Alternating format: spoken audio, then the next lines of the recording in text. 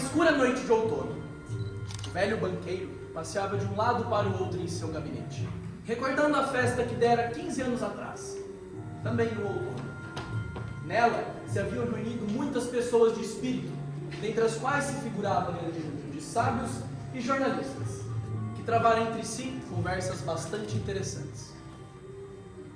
Um dos assuntos escolhidos fora a pena de morte, contra a qual a maioria dos convidados se manifestaram, considerando-a obsoleta, indigna de povos cristãos e imoral. Segundo alguns, tal castigo deveria ser substituído em todos os países pela prisão perpétua.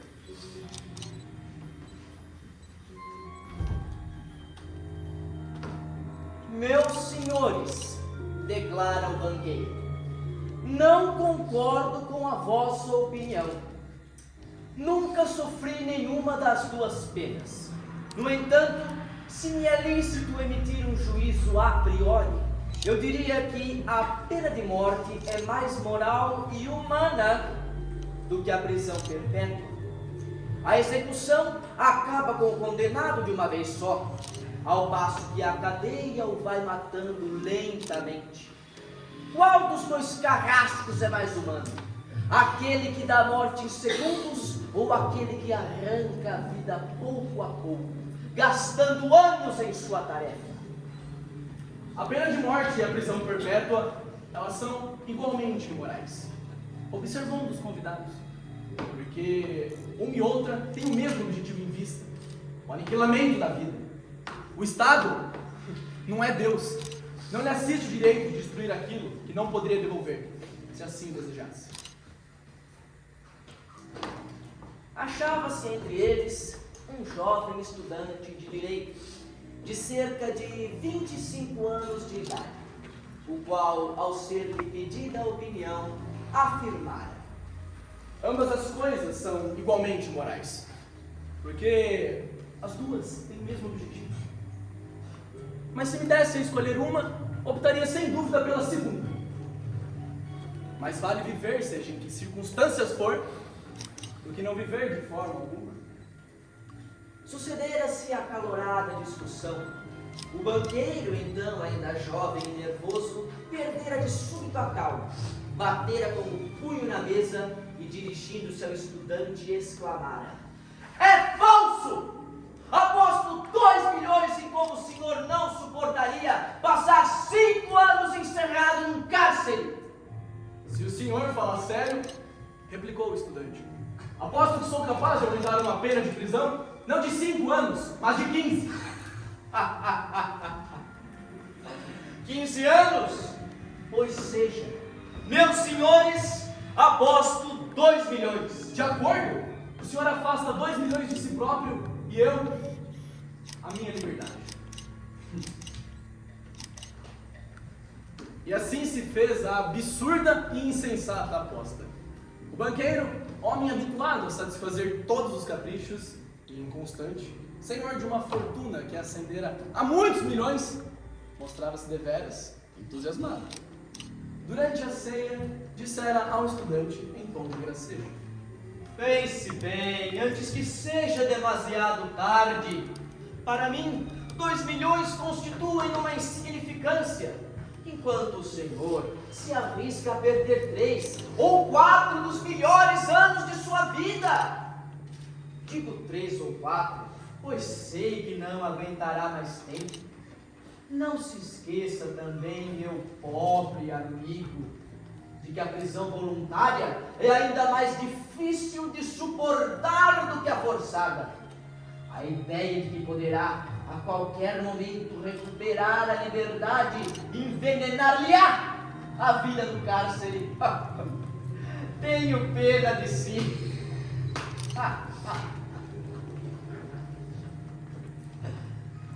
Agora, o banqueiro, recordando tudo aquilo enquanto passeava de um lado para o outro em seu gabinete, perguntava a si próprio: Por que fiz essa aposta? Que utilidade pode advir do fato deste rapaz perder 15 anos de sua existência e eu a tirar fora 2 milhões? Provará isto que a pena de morte é melhor do que a prisão perpétua? Não e não. É uma tolice, uma insensatez. Pela minha parte, não passou do simples capricho de um homem a nadar na abundância.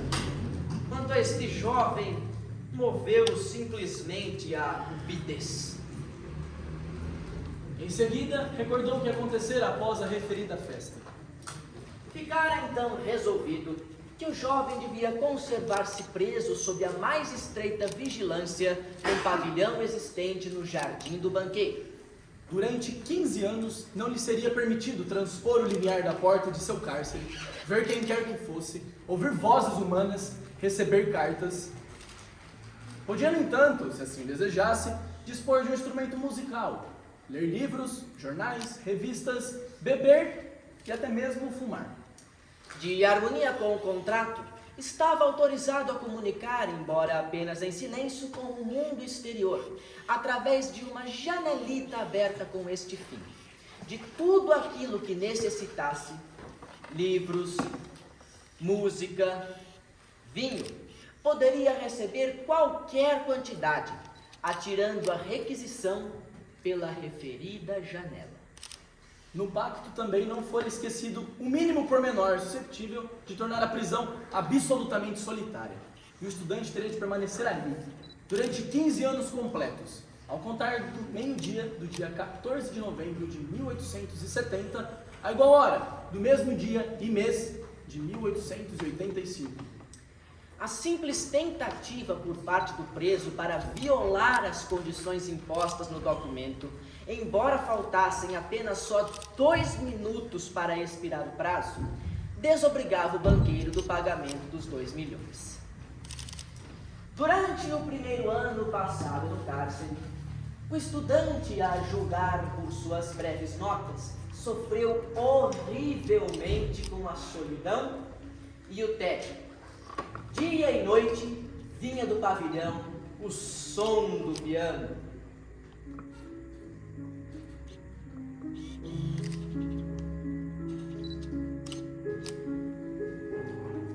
Recusava o vinho e o tabaco.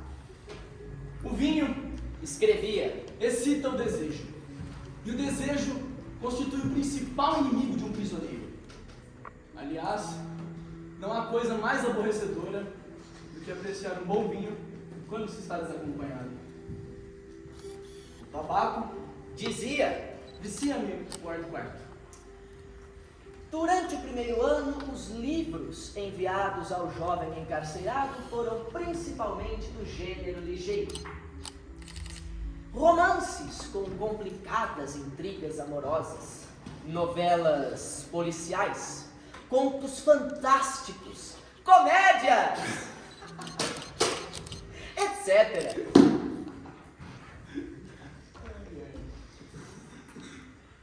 No segundo ano, deixou de ouvir-se a música do pavilhão. Porém, ouviram-se as notas retornar. No quinto ano, voltaram a soar as notas do piano. E o jovem requisitou vinho. Aqueles que o vigiavam pela janela diziam que passou todo esse ano a comer, a beber, estendido na cama. Bocejava com frequência e falava consigo próprio em tom irritado. Não lia. Às vezes, de noite, sentava-se a escrever. Ocupava-se nesta tarefa durante longo tempo e de manhã rasgava tudo o que escreveu. Ouviram-no chorar em várias ocasiões.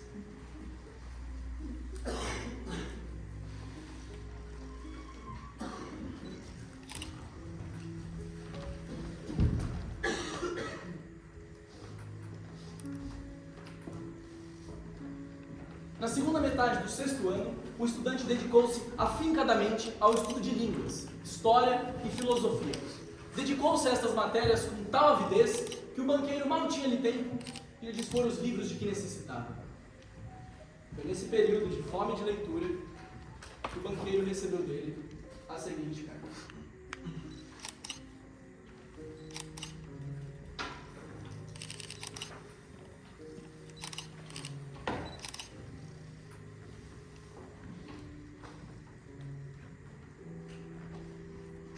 Meu querido carcereiro, escrevo-lhe essas linhas em 6 línguas distintas.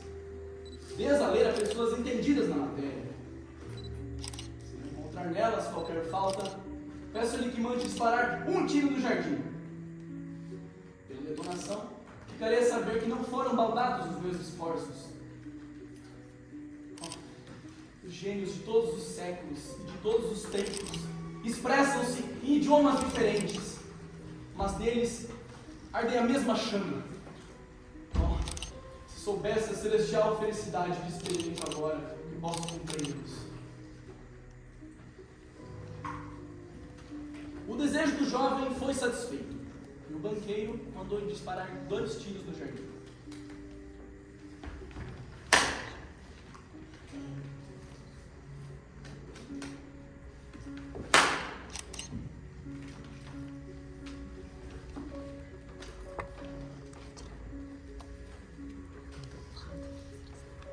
Mais tarde, ao cabo do 10º ano de cárcere, o prisioneiro permanecia o tempo todo sentado, imóvel diante da mesa, lendo apenas o Evangelho.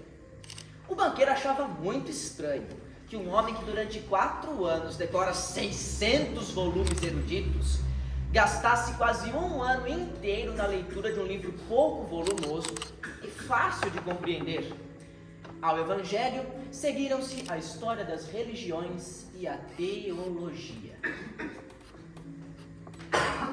Durante os 2 últimos anos de reclusão, o estudante leu muitíssimo, servindo-lhe qualquer gênero, indistintamente. Tão depressa se agarrava às ciências naturais, como se voltava para Byron ou Shakespeare. Às vezes, enviava um livro pedindo um tratado filosófico ou biológico.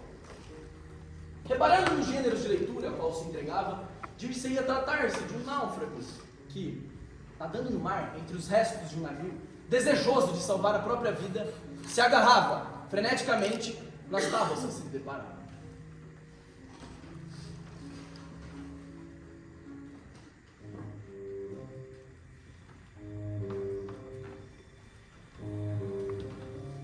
Agora, o banqueiro, recordando tudo aquilo, pensava em seu gabinete.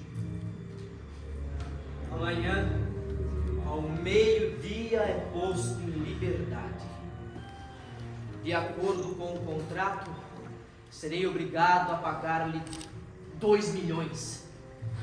Se assim fizer, tudo estará perdido para mim.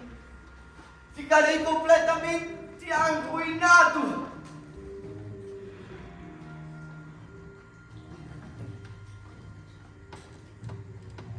15 anos antes, o banqueiro possui um número incontável de milhões. Enquanto agora, receava perguntar a si próprio o que seria mais elevado. Se o montante de minha fortuna ou das minhas dívidas. Oh. Um homem rico, orgulhoso de sua personalidade, sem apreensões de seu caráter, tornara-se agora um banqueiro de 2ª categoria, que temia cada subida ou baixa registrada no mercado. Maldita aposta! Exclamava o velho, levando as mãos na cabeça num gesto de desespero. Por que não morreu esse homem? Tem 40 anos apenas. Vai levar-me tudo que me resta, casará, gozará a vida, jogará na bolsa, enquanto eu terei de o contemplar com inveja, à distância, feito um mendigo, ouvindo-lhe sempre as mesmas palavras. Meu senhor, é a você que eu devo a minha felicidade. Permita-me que eu lhe ajude. Não!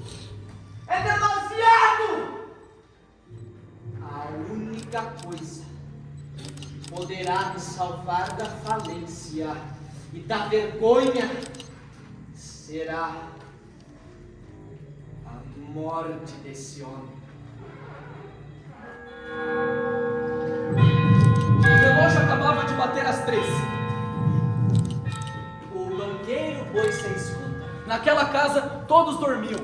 Apenas se ouviam do outro lado da janela o rumor das árvores, agitadas pelo vento. Procurando não fazer o mínimo ruído, o banqueiro tirou do cofre forte a chave da porta que não fora aberta nos últimos 15 anos. Vestiu o sobretudo e saiu.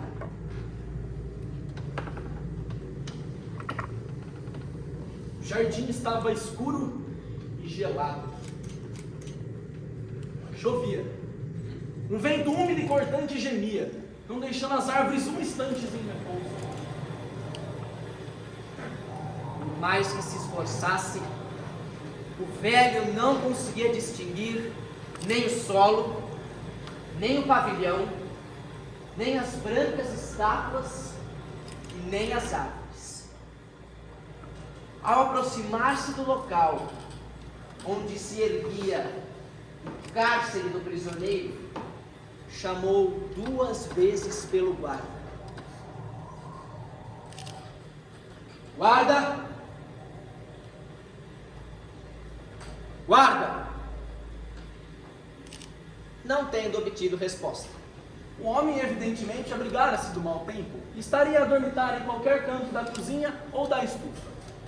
Se eu tiver coragem de executar o meu intento, Pensou o banqueiro. as suspeitas recairão, em primeiro lugar, sobre o guarda. Tateando, encontrou os degraus e a porta. Entrou no vestíbulo do pavilhão. Em seguida, enfiou por um estreito corredor e acendeu um fósforo. Não havia ali viva alma. Apenas se deparou com uma cama por fazer e ao fundo a penumbra de um fogão de ferro fundido. Os selos da porta dos aposentos do prisioneiro achavam-se intactos. Quando o fósforo se extinguiu, o banqueiro, a tremer de impaciência, espreitou pela janelita. No quarto brilhava a débil luz de uma vela. O prisioneiro, do qual só se viam as costas, o cabelo e as mãos, estava sentado ao pé da mesa. Sobre esta, as 2 cadeiras e o tapete, havia livros abertos. Decorreram 5 minutos sem que o ocupante daquele quarto esboçasse um movimento. Em 15 anos de prisão, aprendera a conservar-se em perfeita imobilidade. O banqueiro bateu 3 vezes na janela. Mas nem assim o prisioneiro se mexeu. Arrancou então os selos da porta e meteu a chave na fechadura. Esta deixou ouvir um gemido rouco e a porta rangiu. O banqueiro achava estranho, pois não ouviu um grito e nem um som de passos. O velho decidiu entrar.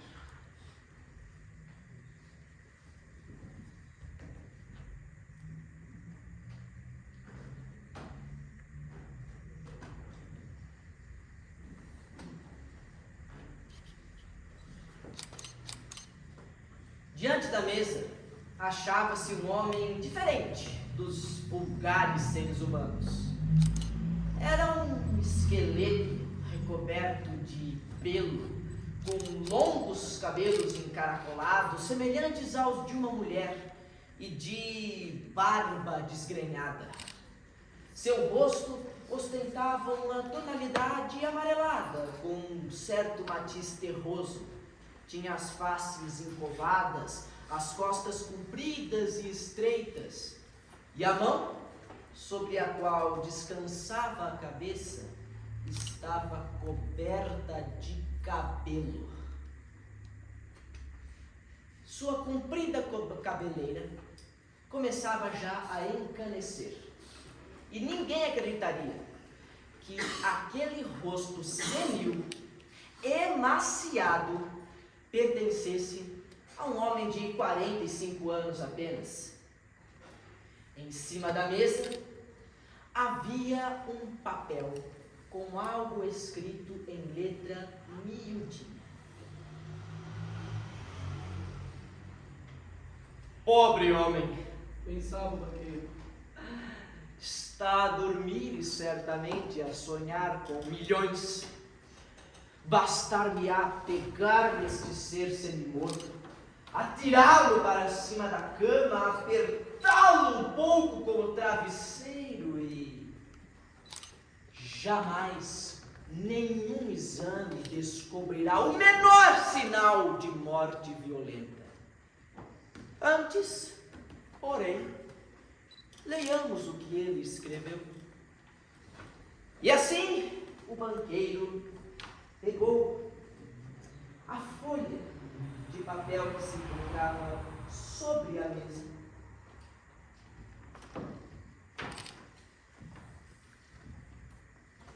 E leu: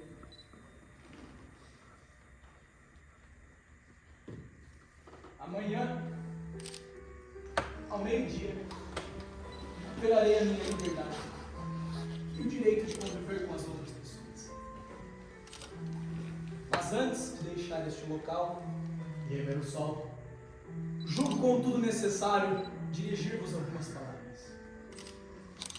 Pela minha consciência limpa perante a Deus que me deu, afirmo o meu desprezo pela liberdade, pela sabedoria deste mundo e por tudo que naquilo que chamam os vossos livros de bens do mundo. Durante 15 anos, eu estudei atentamente a vida terrena. Verdade é que eu não via nem a terra e nem os homens, mas que através dos vossos livros eu bebia o aromático vinho, perseguia nas florestas veados e javalis, amava mulheres, beldades vaporosas como nuvens, criadas pela magia do gênio dos vossos poetas, que visitavam-me de noite, murmurando-me contos maravilhosos, que me embriagavam.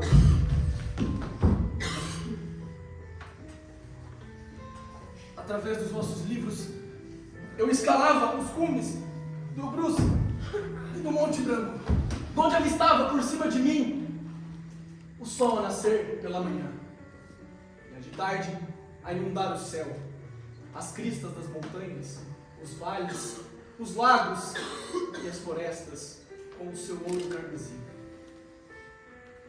Via dali também, por cima de mim, os relâmpagos rasgarem as nuvens. Contemplava florestas, contemplava mares, rios e lagos. Ouvia o cântico das sereias e o toque das flautas pastoris.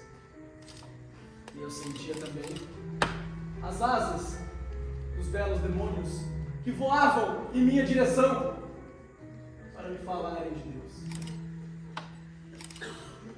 Através dos vossos livros, eu obrava milagres, desdenhava-me em abismos sem fundo, pregava novas religiões, conquistava reinos inteiros.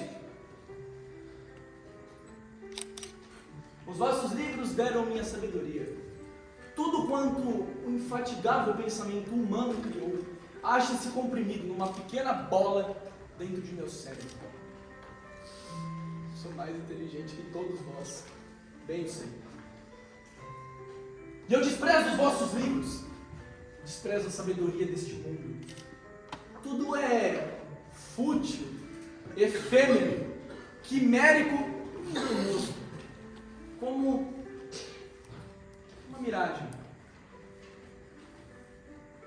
Embora sejais orgulhosos, sábios e belos, a morte há de apagar-vos da face da terra, como os ratos dos campos. E a vossa descendência, a vossa história e a magia dos vossos gênios desaparecerão, gelados ou consumidos pelo fogo. juntamente com o globo terrestre. Sois insensatos e seguis o caminho errado. Tomais a mentira pela verdade e a fealdade pela beleza. Espantar-vos-ei se visseis de súbito as macieiras e as laranjeiras produzir rãs e lagartos ao invés de frutos. E se as rosas começassem a exalar cheiro de suor de cavalo? Pois igual espanto eu sinto ao verificai que trocais o céu pela terra. Não quero compreender-vos. Para vos demonstrar aquilo que julguei a razão da minha vida, como se fosse um paraíso. Recuso os 2 milhões, como que sonhei muitos tempos. Para me privar do direito da sua posse, sairei daqui 5 horas antes do prazo estipulado, violando assim o nosso contrato.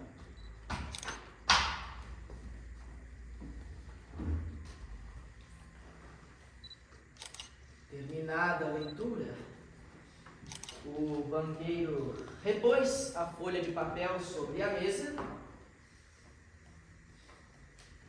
beijou a cabeça daquele estranho ser, desatou a chorar e saiu do pavilhão. Nunca, em qualquer outra ocasião, ele experimentara tamanho desprezo por si próprio como agora. Retornando para casa, atirou-se para cima da cama.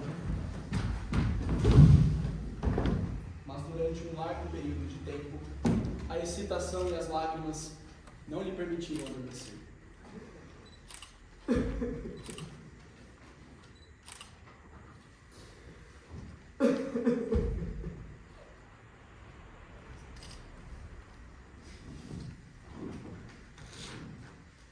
Na manhã seguinte, os guardas acorreram muito pálidos e comunicaram ao banqueiro que haviam visto o homem do pavilhão saltar da janela para o jardim, dirigir-se até o portão e desaparecer. O velho, acompanhado dos criados, encaminhou-se até o local que um dia fora o cárcere do estudante e verificou a sua fuga. A fim de evitar comentários inúteis, tomou a folha de papel que continha a renúncia do prisioneiro e, ao chegar em casa, trancou-a no cofre forte.